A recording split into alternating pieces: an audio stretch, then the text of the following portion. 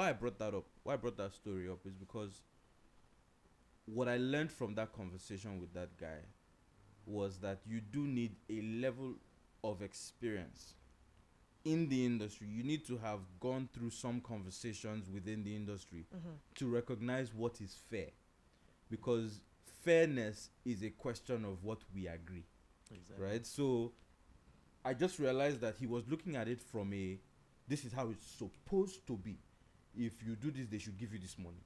If you do this, they should give you this money. And I was saying, well, you're not considering the under. And I remember telling the artist that you're going to lose this conversation and this opportunity, not because you're a bad person, but because of your lawyer. Right? And I feel, which brings me to the next conversation, which is, I know quite a number of people who see opportunity in entertainment law and jump into it. Do you think that there is a platform or opportunity, whether it's offered by you guys or somewhere else, where some of these people, because not every, I mean, some people, I might have a friend who's a lawyer and I can't afford to go to you or anybody, but my friend is willing to give me time. But my friend doesn't know anything about entertainment. And is there any platform where lawyers actually say, okay, I want to shift into entertainment law? Do they need to go back to school? Is there a platform where they can say, look, I can learn from, by going to these people to shift focus in my law career? Does that exist? Should I go? Yeah. Okay, go. I think you already have like a program like that as well. Well, I'm not a lawyer, so what I do, but lawyers come and they teach. Yeah. So that should be like an example of what we should also replicate as entertainment lawyers. Godwin Tom has been committing to a lot of, helping to shed light on educating the next generation of practitioners in the music industry. And even myself, I think in December we had like a webinar. It wasn't something so detailed, but we're able to expose the opportunities to young lawyers who might be interested in working in the space. Yeah. And the reason is I don't want to sit as an authority, because I think any lawyer that is smart, all they need to do is become a part of the community, study as much as you can. Having one or two good mentors can actually, set you on the right path. Maybe like in 2 years, in 3 years, you can make your bones and then you can start to service people. Even from the jump, after reading a few books and sitting across the table with some people as well, I believe any smart lawyer can actually do this. But the underlying theme for me, why I'm doing this, is because I used to be an entertainer myself, and because I'm obsessed with the idea of, being part of something that looks like it's going to be big in the future, and I just want to be part of it. So I think with platforms that are beginning to spring up like yours, which are a major inspiration for me, I also want to, build something where we can also have knowledge sharing, knowledge exchange, and people can maybe sit across the table or listen to, seminars and conferences like that. And if they soak in all this knowledge we're sharing and then get all the resources they need, and then stay on the mission of being a part of the industry, because the thing is, if you learn and you don't apply it, or you're not part of the community, then learning isn't going to really, you won't be able to apply what you learned. But if you're part of the community, like there's a conference, Maiden Conference, you're there, Nigerian Entertainment Conference, you're there, Godwin Tom is having a seminar, you're there, then you attend events, and then you build your connections, and then you're hanging out with people you're working in the same space with, and you're sharing information. You're talking about the new deal signed by some A-list, or you're on blogs, you're reading books, entertainment law books. With time, in 2 years, in 3 years, you can posture as someone who has delivered as a part of that community. Exactly, and you're helping to solve problems. As much as you can solve problems, you are there. So I want to use my experience actually. I thought you said we were going to circumvent that, but I still want to go into that topic. So my own case, I mean, I was a conventional lawyer going to court. hoping the next day will be better than the previous day. I mean, good days in court, bad days every day. But I mean, my first time in court was at Court of Appeal. I was looking at the 3 demons and I was like, what am I doing? Am I sure I really want to do this law thing?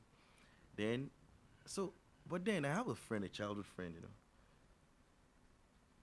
He's into, he's a producer. Filmmaking. No, he's a producer, and I'm like, the name wasn't really a big name then. It was even hard for me to call him that name, Shizzy. So when they call him Shizzy, I'm like, what's all this? What's Shizzy? Shizzy. Yeah. Thank God it's actually a big name. If it wasn't a big name, Shizzy, you get my point. So I was always in the studio with this guy. At first, he created I Love My Baby, then Damiduro. But then, so I was always in the studio with him. Then different contracts would come his way and like, the law go read them. I don't know anything about this thing. This is not civil litigation. But I kept on reading. Some way, somehow, things will fall in place. I'll advise, and I'm not even sure if those advice I gave took him anywhere, but I'll give my shot. So until I met a lot of people through him. Then I met Bankuli at the studio. I think this was 2014 or so, 13 or 14. I had met Akiyemi then. We started sharing books, reading different things. I'll go to his office, he'll come to mine. But I wasn't really sure. I was still, one leg in, one leg out. This doesn't work. Maybe I'll even get a job, maybe a bank or something. I was still thinking about it. So I met Bankuli, and Bankuli was like, we can work together. But before we do this, you have to read a particular book. I felt that was a slap on my face. Like, why would my clients tell me what book to read? And he gave me that book, Donald Passman. Yeah. That book, all you need to know about music business. I think it was the first volume. I read that book. The book is called The Bible of Music Business. I read that book like my life actually depended on that before. Where's the camera? Make sure you get the book here. The advert with the advertise now. Because I think any lawyer that picks that book up, that's a good step in the right direction. That was a difference at the time. So I read that book. Because, the funny thing, I read some contract. I had to call Bankuli, like, what do you mean publishing? What's publishing? I didn't know. I didn't know what publishing was. But I saw it in agreement. A Bankuli would be like, we go do this one, but then go ask for this, then go ask for this, then go ask for this. Now, how you go do and be this? He's not a lawyer, but he understood the business. And over time, the table had to turn. I'll be like, no, this is how we're going to do. Then, the lawyer in me kicked in because I figured what I was missing. I figured what I was missing. And then afterwards, a few things I had to do that made a difference, like the whole record label against artists situation back in 2016.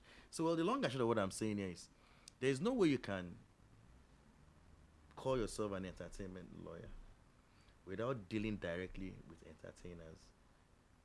Do you understand? You have to see what they are going through.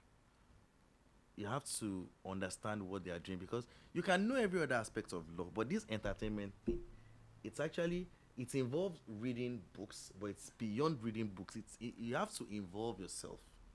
You have to understand that, okay, in this game, the fact that this guy sang this song doesn't give him the ultimate right to it, because the producer too has like a 50% right to that part. A lot of things you need to know, but you don't learn those things sitting in one office and reading alone. You have to be deeply involved in this stuff, and you have to have the love for entertainment, basically. In line with that, I want to ask you, so I see one of the things I've learned, right? Because I'm going to say this on camera. The people who saved my life in this industry are 3 women.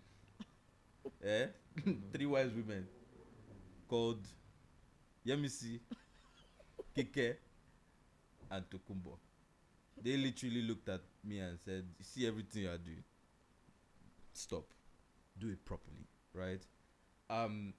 But I think that one of the most important things I learned from them was that they were willing to listen to me. So even if they were going to direct me, they were willing to collect information from me to learn the best way to then approach whatever the situation was.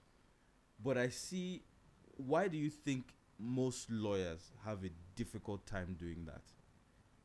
Is it an ego thing? Or, like, why do you think it's hard for most lawyers to take? Because I've sat with lawyers and I've said, I think this is a wrong approach.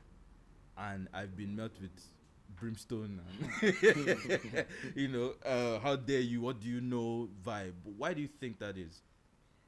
Well, I mean, for me, it would be very difficult for me to answer that question because that's not who Your I style. am. I've reviewed agreements before, and my comments will be, it's perfect. There's nothing to change. And some people will think I'm crazy.